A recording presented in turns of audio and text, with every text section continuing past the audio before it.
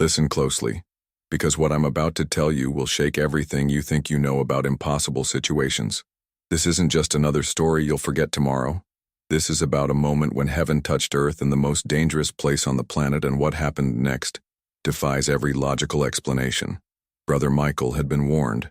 Every missionary organization, every government official, every person with half a brain told him the same thing. Don't go to Afghanistan. Not now. Not ever. But some calls from God are louder than the voice of human reason, and Michael felt that burning in his chest that wouldn't let him sleep, wouldn't let him eat, wouldn't let him live in peace until he answered. The morning they took him, the sun hadn't even kissed the horizon. Michael was distributing water and medical supplies in a remote village when the black vehicles appeared like shadows, materializing from nightmares. Armed men poured out, their faces covered, their intentions clear. In seconds, everything Michael thought he understood about his mission collapsed into dust and terror. But here's what nobody tells you about these moments that seem to end everything. They're often the precise instant when God's most incredible work begins. And what happened to Michael in that first moment of capture was just the opening note of a symphony that would leave an entire nation speechless. The zip ties cut into his wrists as they threw him into the back of a truck that smelled like diesel and desperation. Michael's heart hammered against his ribs, but something else was happening inside him. Something his captors couldn't see or chain. A peace that made no earthly sense began settling over him like armor made of starlight. This wasn't denial or shock. This was the beginning of a miracle they were about to witness firsthand. As the truck bounced through desert roads that led nowhere and everywhere, Michael closed his eyes and began to pray. Not the desperate, bargaining prayers of a man facing death, but the deep, trusting prayers of someone who knows their story isn't over yet.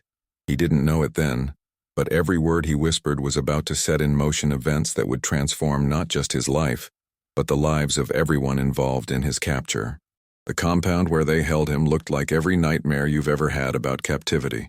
Concrete walls that seemed to swallow hope, armed guards who treated human life like a commodity, and the suffocating weight of absolute isolation. But here's what his captors didn't understand. They hadn't just captured a man.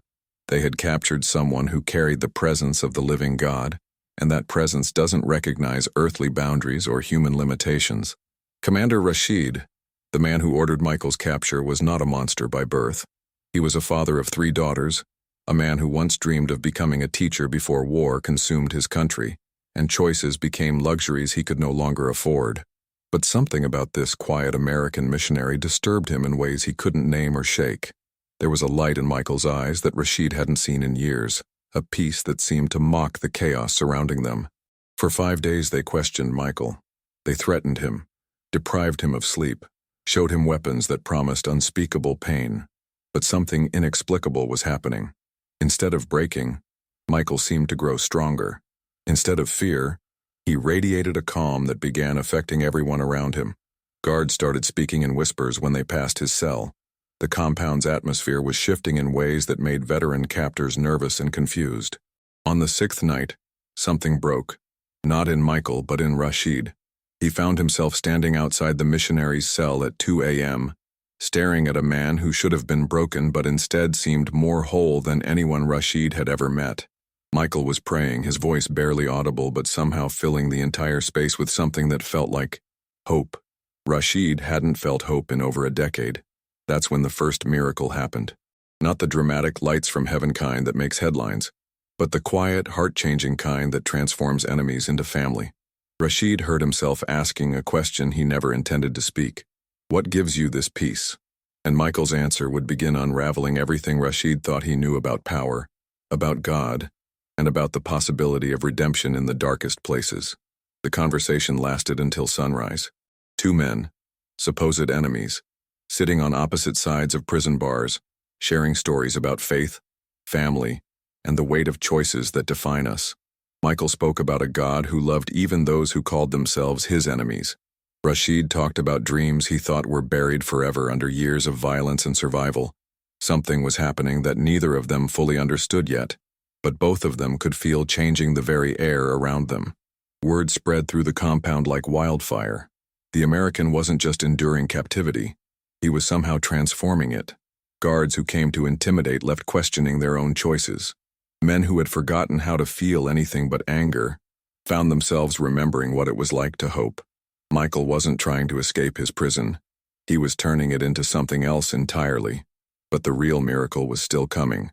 The one that would make international news and leave intelligence agencies scratching their heads for years afterward.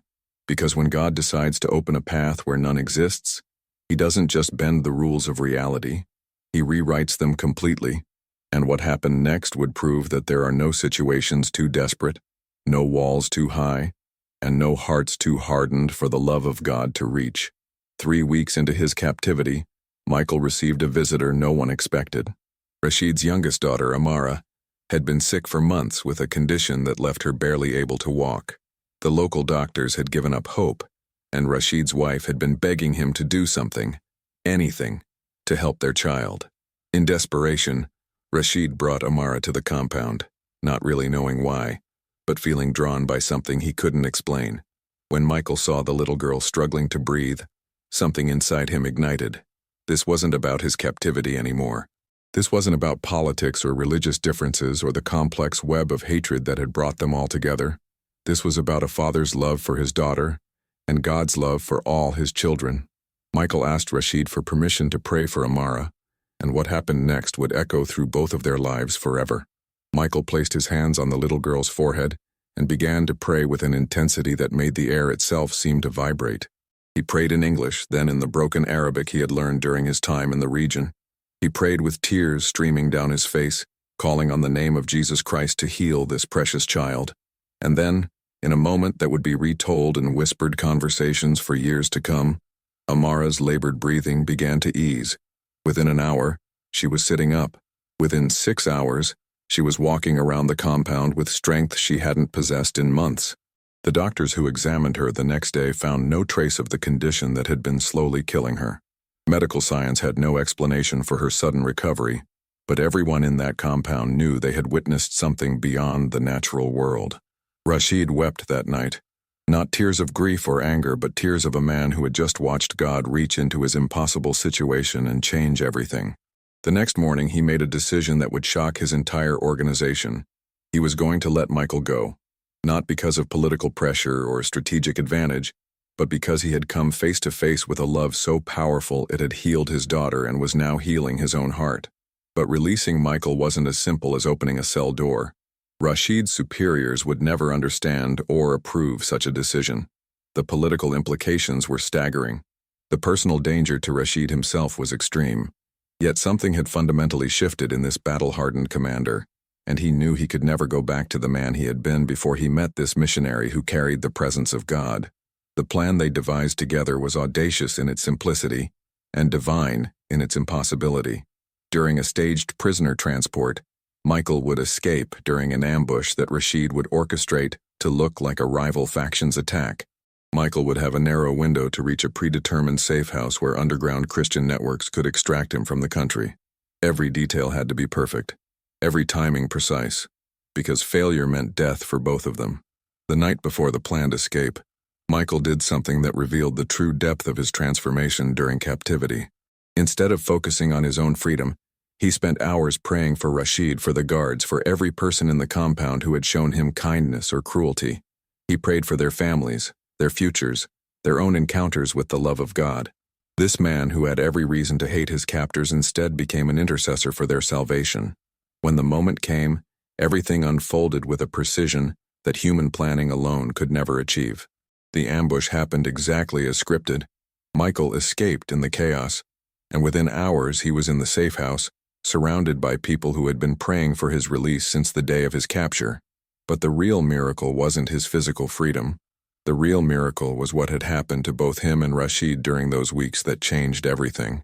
6 months later, Michael received a letter that made him weep with joy. Rashid had left his militant organization and was secretly meeting with other believers, asking questions about this Jesus who had reached into their darkness and brought light.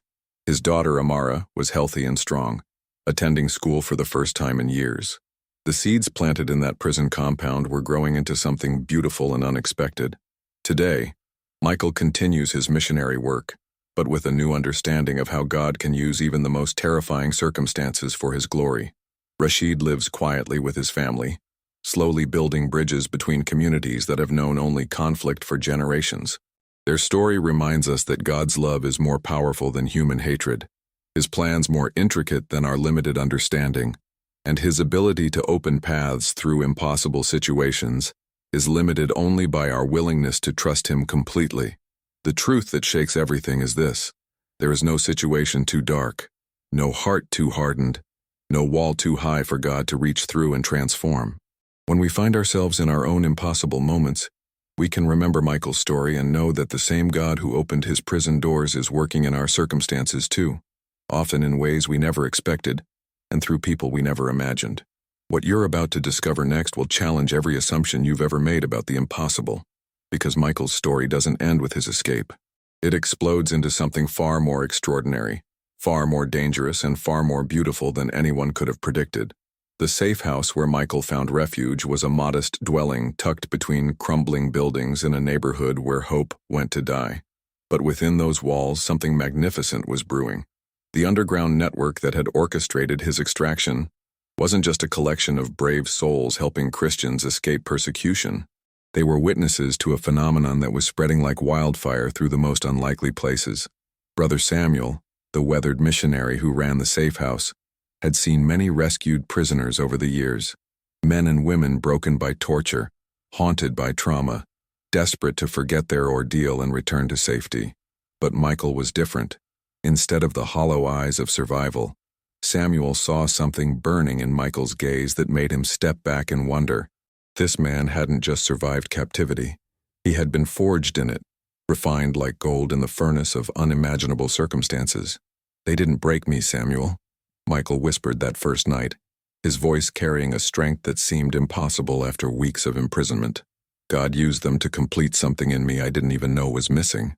These weren't the words of a man in denial or shock. These were the words of someone who had touched the very heart of divine purpose and emerged transformed. But the real shock came when Michael made an announcement that left everyone in the safe house speechless. He wasn't going home. He wasn't seeking extraction to safety and comfort. He was going back, not to his captors, but to the work that had brought him to Afghanistan in the first place. Only now he carried something new. He carried the living proof that God's love could reach into the darkest corners of human hatred and plant seeds of redemption. The letters began arriving 2 weeks later, hand-delivered by scared messengers who disappeared as quickly as they came, written in shaking handwriting that betrayed the emotional turmoil of their author. Rashid was reaching out, asking questions that revealed a man wrestling with everything he thought he knew about faith, about God, about the possibility of starting over when your hands are stained with choices you can never undo. "The American speaks of forgiveness that covers all sins," one letter read. "But what of a man who has ordered the deaths of innocents? What of a father who has taught his children to hate before they learned to love? Can your God reach even such a man as me?" Michael read these words with tears streaming down his face, knowing he was witnessing the birth pangs of a soul being reborn. The correspondence continued for months, each exchange more vulnerable than the last. Rashid wrote about nightmares that had plagued him for years, about the weight of command in a war that had no heroes, about watching his own heart grow cold until he feared he had lost his humanity entirely. Michael responded with gentle wisdom, sharing scriptures about redemption, about second chances, about a God whose love is bigger than the sum of our failures. But the most profound letter came on a Tuesday morning that would change both their lives forever. Rashid wrote about a dream he had experienced 3 nights in a row. In this dream, he saw Michael standing in a field of flowers that stretched beyond the horizon, and beside Michael stood a man with wounds in his hands and feet, radiating a love so pure it made Rashid fall to his knees weeping. When he woke from the dream the 3rd time, Rashid knew he was being called to make the most dangerous decision of his life. "I want to meet your Jesus," the letter concluded, "not as a prisoner meeting his captor's God, but as a broken man meeting the one who can make him whole. Tell me how to find this peace you carry, this light that shines even in the deepest darkness." Michael's hands shook as he read these words. This wasn't just a conversion. This was a revolution. A man who had spent years as an instrument of hatred and violence was asking to become a vessel of God's love. The implications were staggering, the dangers immense, and the potential for transformation absolutely breathtaking. The meeting they arranged defied every protocol of wisdom and safety. a remote village near the Pakistani border, a place where government forces rarely ventured and various factions maintained an uneasy peace. Michael would travel there under the cover of delivering medical supplies to refugees. Rashid would come alone, leaving his weapons and his authority behind, carrying nothing but the desperate hope of a man who had glimpsed something better than the life he had been living. When they saw each other again, the transformation in both men was immediately visible. Michael carried himself with a quiet authority that spoke of someone who had walked through fire and emerged refined. Rashid looked like a man who had been carrying a crushing weight for years and was finally ready to set it down. They embraced not as former captor and prisoner, but as brothers recognizing each other across the vast expanse of human experience. The conversation that followed lasted throughout the night and into the following day. Rashid spoke about his childhood before war consumed his country, about dreams of teaching children to read instead of training them to fight, about the gradual erosion of his soul as violence became his profession. Michael shared his own journey, the call that had brought him to Afghanistan, the fear he had felt during those first moments of capture, and the inexplicable peace that had sustained him throughout his imprisonment. As dawn broke over the mountains, painting the sky in shades of hope and possibility, Rashid made his decision. Kneeling in the dust of that remote village, this battle-hardened commander surrendered his life to Jesus Christ, weeping like a child as years of accumulated pain and guilt flowed out of him like poison leaving his system. Michael placed his hands on Rashid's shoulders and prayed with a fervor that seemed to shake the very ground beneath them. But accepting Christ was only the beginning of Rashid's journey. Leaving his old life behind meant abandoning everything he had known, everyone who had depended on him, and stepping into a future that offered no guarantees except the promise of God's presence. The practical implications were overwhelming. How does a military commander simply walk away from his responsibilities? How does a man with blood on his hands find his place in the kingdom of God? The answer came through a series of events so perfectly orchestrated that human planning alone could never have achieved them. Within weeks of his conversion, political changes within Rashid's organization created an opportunity for him to transfer his command to a trusted lieutenant and gradually withdraw from active operations. It appeared to be a strategic repositioning, but Rashid knew it was divine providence creating space for his transformation. Meanwhile, Michael's own mission was expanding in ways that amazed even his most optimistic supporters. The story of his captivity and miraculous release had spread through Christian communities worldwide, but more importantly, it had reached the ears of people throughout Afghanistan who were hungry for hope in a land that had known too much despair. Churches that had operated in secret for years were suddenly experiencing growth as people sought out the faith that could give a man peace in the midst of torture. The most remarkable development involved the compound where Michael had been held. Several of the guards who had witnessed Amara's healing began asking questions about the God who could perform such miracles. Quiet conversations led to secret meetings, and secret meetings led to an underground Christian fellowship that met in the very place where Michael had been imprisoned. The cell that had once contained his body now housed prayer meetings where former enemies gathered to worship the Prince of Peace. Amara herself became a living testament to God's power. Her complete healing had been so dramatic and undeniable that word of it spread far beyond her father's immediate circle. Doctors who had treated her before her recovery could offer no medical explanation for her sudden restoration to health. Some dismissed it as a misdiagnosis, but those who had known her condition intimately understood they had witnessed something that transcended natural law. The little girl, now healthy and vibrant, began telling everyone who would listen about the American man who had prayed for her healing. Her innocent faith and joy became a catalyst for conversations about faith throughout her community. Children who had known only fear and uncertainty began singing songs she taught them about a God who loved them unconditionally. But the enemy of souls was not passive in the face of such transformation. As news of conversions and healings spread, persecution intensified. Christians who had lived quietly for years suddenly found themselves targets of increased scrutiny and danger. The very success of the underground church movement made it more visible to those who wanted to destroy it. Michael found himself at the center of a growing storm. His presence in the region, once secret and relatively safe, now attracted attention from multiple factions who saw him as either a valuable asset or a dangerous threat.